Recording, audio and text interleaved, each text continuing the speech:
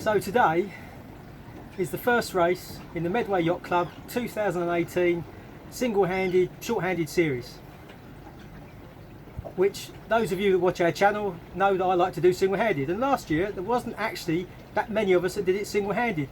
A lot of the time I was the only one. There was a lot of boats out two-handed, but I was often the only one single-handed, whereas this is the first race, and although there's not many boats on the line, I think we're nearly all single-handed. There's muskrat and a Beneteau of some sort, bigger Beneteau that look like got two people. But there's myself, there's a Reefer Red, which is the original Reefer, which is a Burnham One design of some sort, I think. There's the new Reefer, white one, Reefer X, which is a X99. There's me in a Hansa 291. There's a Sonata. There's a small kind of 18-footer, I think they're called micro somethings. Like you get half tonners, quarter tonners, this was a micro tonner or whatever. Which seems we're plugging the tide, possibly a lot of this. Could be a bit of a struggle. It's a short course, but then the race officers didn't have much choice really, to be honest, because there's not much wind. There's only, well, there's actually 9 knots of wind now, but there was only like 4 or 5 knots. And although the tide's going out at the moment, it is shortly going to turn, so we're going to have a long beat against the tide possibly, and not a lot of water. But, anyway, should be good.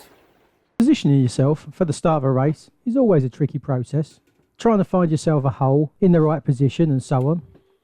Well, this weekend was made slightly easier in as much as there weren't that many of us. And being the first single-handed race of the year, people were a little bit line shy. The thing that made that slightly complicated was the fact the tide was going out and trying to push us over the line, so you couldn't just stop on the line. My start was made even more complicated by Muskrat Ramble tacking directly in front of me and forcing me to take avoiding action. This could have become a real problem, because by bearing away to avoid them I sailed straight into their lee. Fortunately, on a light wind day like this, the important thing is to keep the boat moving, and they came out of the tack stationary, where I was still carrying a little bit of way on, having come out of my tack 20 seconds earlier.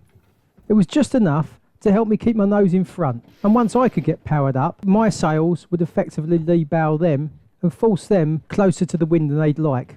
So I managed to pull out in front.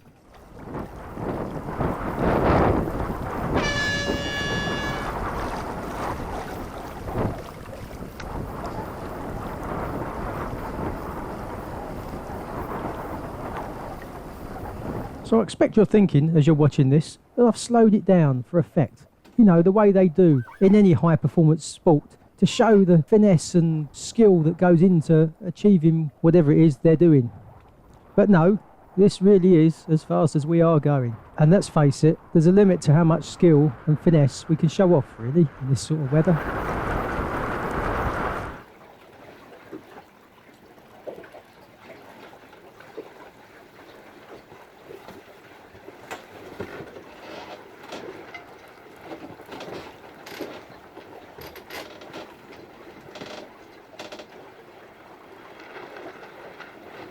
Okay, so I made a good start out of that in the end. Muskrat tacked right in front of me, which was a pain, and then sailed over the top of me. But I've come out of it in front, which is good. So rather unusually for the UK, today's wind was from the east. This meant, with the Medway Yacht Club situated where it is, we'd have a good beat all the way downriver to buoy 15, which would be the furthest point on the course, before we turn round and have what would be a good run all the way back. What it would mean though, with low water and the last of an outgoing tide, is lots of tacks.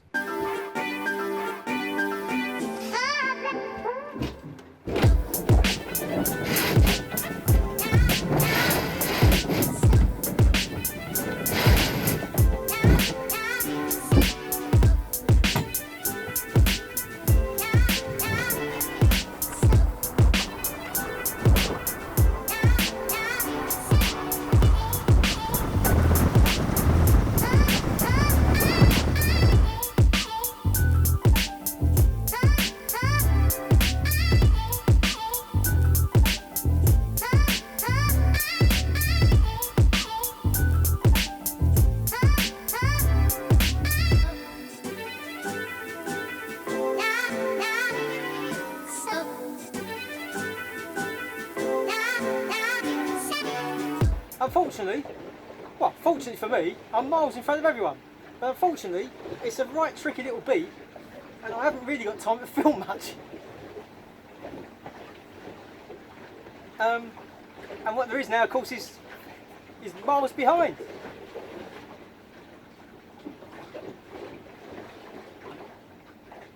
You kind of, this beat, you kind of feel like tactically you should be trying to do different things, but in practice, you just got to sail what you've got. And it's actually getting not a lot of it now, so.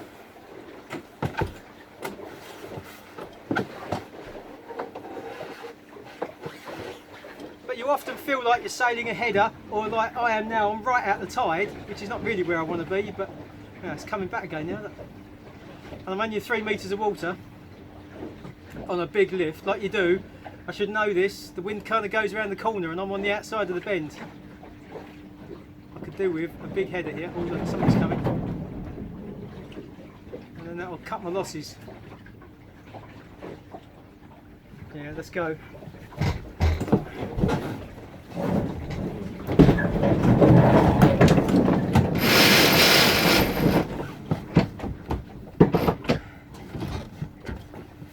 I was tacking really well at the start, it's getting properly sloppy now.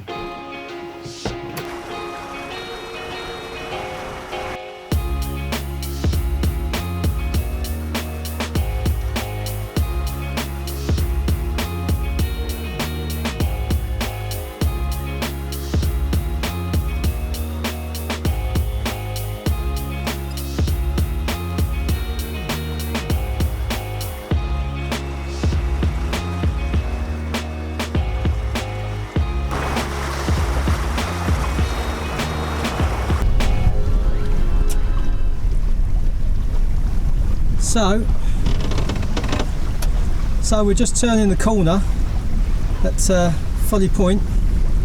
Oh, hold on.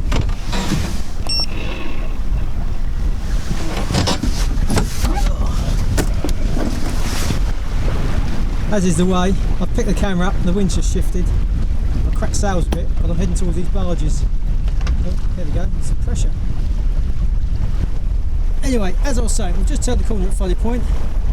I've still got a healthy lead, so there's not much to film, but I'm really not complaining. It's good to have a good sail. It's turning out to be a very shifty sail, big shifts in the wind, big puffs, although big puffs in a small breeze kind of thing. Oh.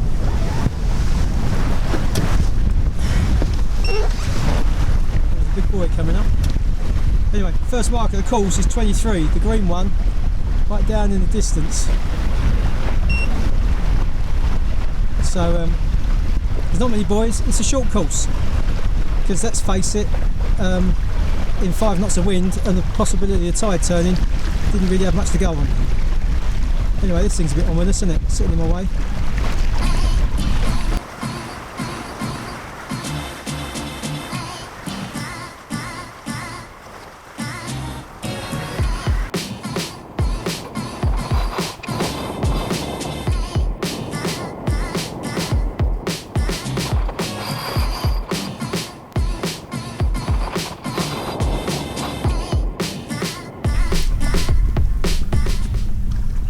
So I think I've managed to pull away a bit here.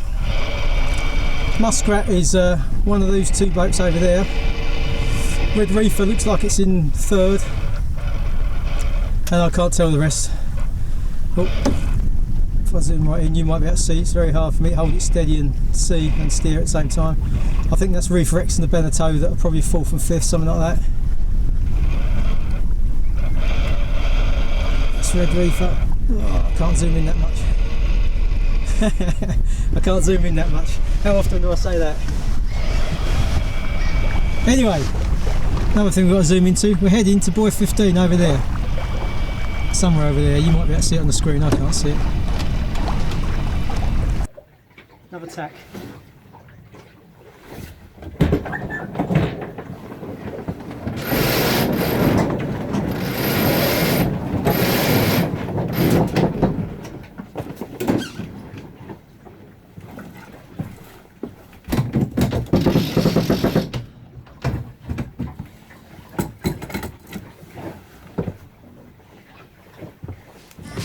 Final shift to the mark. So I'll change the battery in the camera at the back of it so you can see for the spinnaker and all that entails thereafter.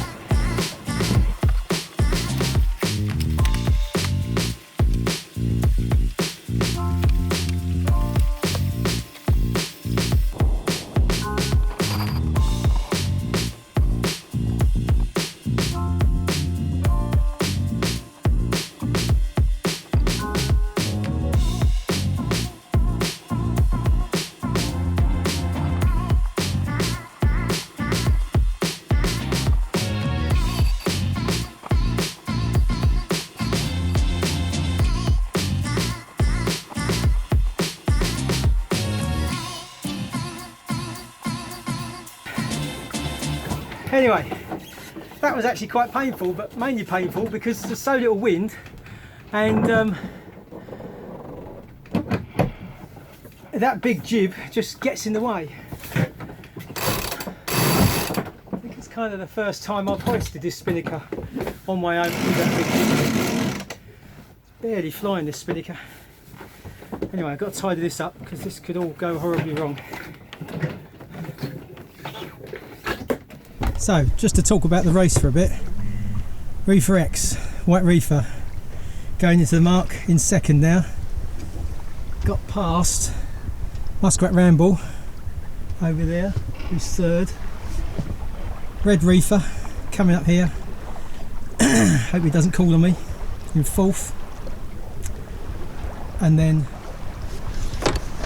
the little 18 foot, whatever it's called, he's doing brilliant. I suspect, hopefully, he'll lose out down there. I suspect I could be losing to him. Oh. Anyway, I better concentrate because if we pull tacks or gets a lift, I'm in trouble. All the way down this run, I'd been pretty much going dead downwind. That is, until the wind shifted by 30 degrees and Seahorse wanted a jibe.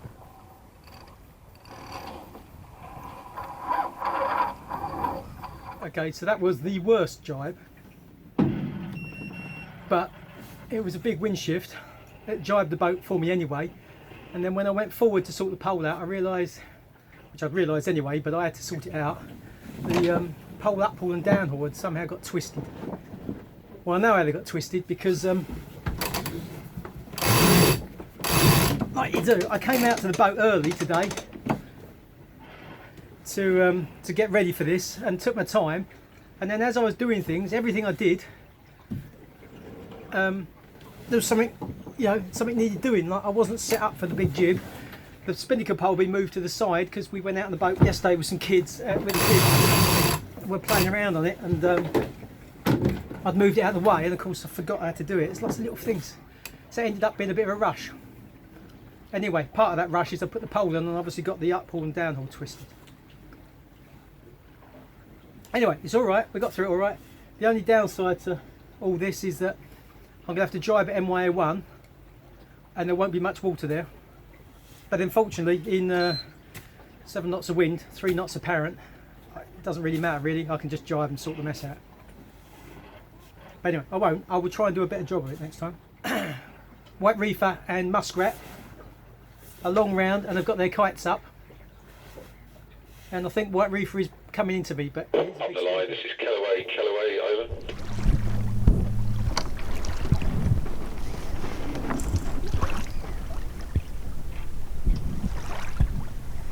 Papillon, the little 18 foot thing, go very well.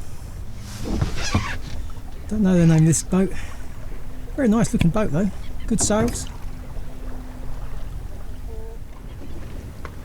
Can't really see, you might be able to see better than me, but it looks like Aaron's at the front, probably sorting their spinnaker out hopefully. It's a big kite. This boy MYA1 is actually going to be a real pain because we're going to have to go into the lee of the jetty and the cranes. So not only do we not want to go there because there's no wind, there's no water either, and we're going to have to drive a spinnaker. So still, I can't complain, there's only 4 marks in the course. My kind of course. And although it's going to be a short race, at least it's a race. If they'd made it longer, we might have had a longer sail, but every minute that went on, we'd be struggling against this tide in this wind. it'll be hard work. So personally, I think it's perfect. I don't like the way they're catching me up though.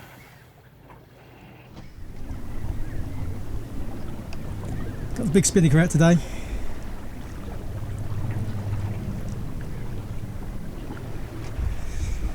But we have got, at the moment, 5 knots of wind, true wind, 5.8, with only 2 knots of apparent, which is why it's struggling to even fly. But it's actually turned out. I mean, it's a gloomy, overcast day, sun comes out occasionally, and there's only just enough wind to sail, but because we basically had slack water, and it's not that cold. I thought it was going to be chilly actually. The forecast is for not much. Yeah, it's 14 degrees. I suspect it's not cold because I've been working hard. Anyway, it's good. I'm having a really nice sail. How much of the niceness is because I'm so far in front and how much is because it's genuinely a nice sail, I don't know. I suspect the other competitors might like to comment on this film and tell me how nice a sail it was or wasn't. Still, I shouldn't gloat because there's plenty of time. Kitty wait, kitty wait, kitty wait. There's still plenty of ways this could go horribly wrong.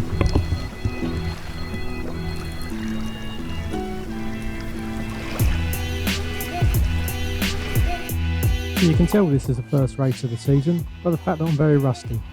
This particular jibe, again, nothing particularly went wrong, but I failed to correctly set both the finneker sheets to my mark. So when I came to actually move the pole, I'd find what was the sheet and became the new guy was in too hard, and I couldn't hook the pole onto it. Fortunately, because it's light winds, I just left the pole hanging there and went back to free up a bit of line so I could then go forward and put the pole in its correct position. The period going back also had the advantage in that I'd arrived at the mark so that I could push the button a couple of times and head up a few degrees to start on the reach up to Folly Point.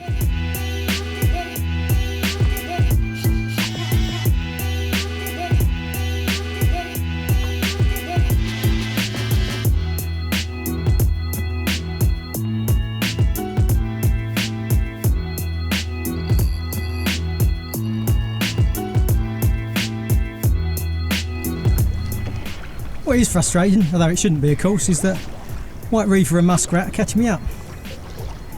They're bigger boats with bigger sails, so I shouldn't really moan, but you know, I'd like to get line honours. They've had such a good sail. So what that really means is I shouldn't be filming this boat, I should be concentrating. Anyway, it's piped up to a rip snorting 7 knots, but unfortunately, from the south, I might have to drop the bloody spinnaker.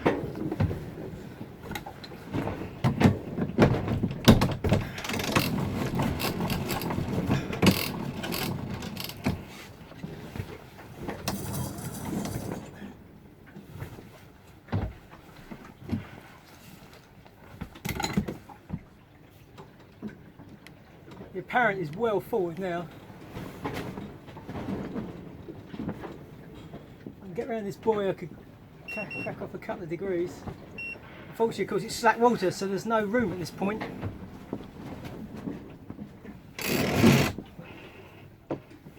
This is sheeted far too tight, and I'm almost stationary. Well, 3 knots, but it feels like I'm stationary.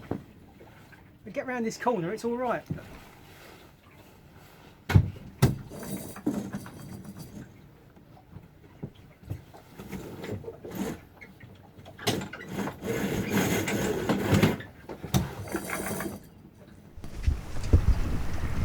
That's irritating, isn't it? There was me, head to wind, in no wind. I look behind and there's Reefer, like he's got his engine on. There you go. Normally all I see is the back of this boat.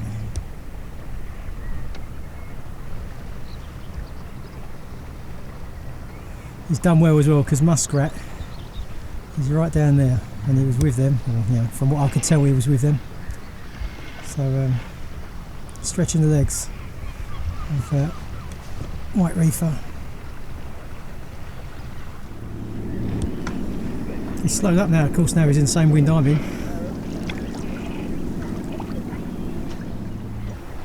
Not complaining though, it's good. Still only got 5 knots of wind. But sun's coming out now, I'm getting hot. Just take my salopettes off. Might even have to take the fleece off. turn into a lovely day. So we're nearly home now. We've come up to the corner that I always know as Mears. It's just opposite Gillingham Marina. I'd stayed out into the river trying to find the start of the incoming tide. Reefer X had jibed earlier and had gone further inshore, probably thinking the tide's still going out. Not sure either of us were particularly right, but what I do know is this jibe went a bit better than the others. Mainly, I suspect, because I could do it at my leisure. I wasn't forced into it by the wind suddenly switching or a buoy looming up with lots of mud. I could take my time, but the positioning coming out did give Reefer X a possible chance to get past. Don't know how long I'm going to film this because I might have to do some sailing, but Reefer got inside me, which I thought at the time was the wrong thing to do because there was no wind, but now the wind has swung round onto my nose, so I'm now hard on it again, and he's probably looking better. It's proper beam reach at the moment, apparent. And this spinnaker doesn't like going any further forward than that, so it's going to start getting tricky. So there's plenty of racing left in this.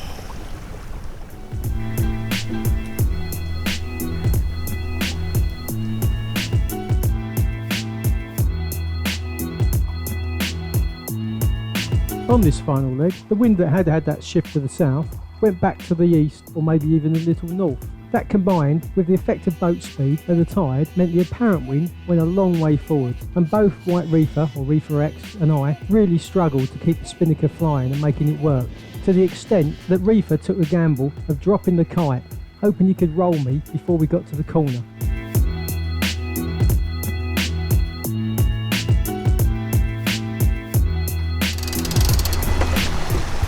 He's got me. He had to drop the kite. So there's still hope. If I can hang on to this and make it work down this last leg, got a chance.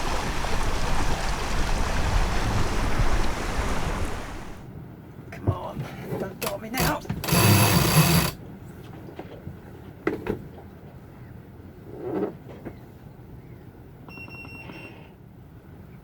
True wind is now 3 knots.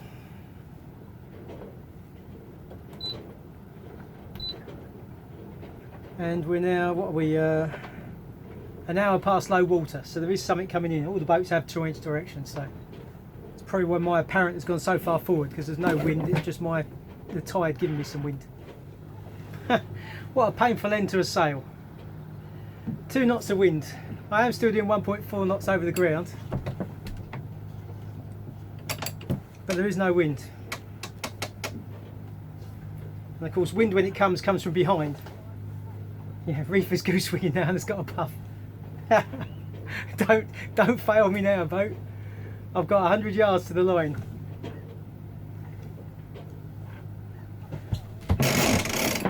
Get ready in case this puff gets here, because the spinnaker's doing nothing as it is.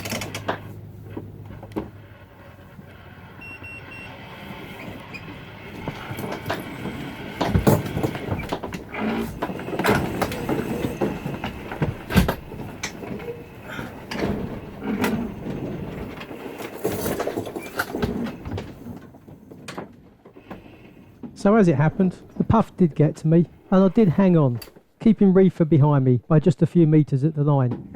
But overall I came second. That little 18-footer pipped us all in the end, having sailed a really good race.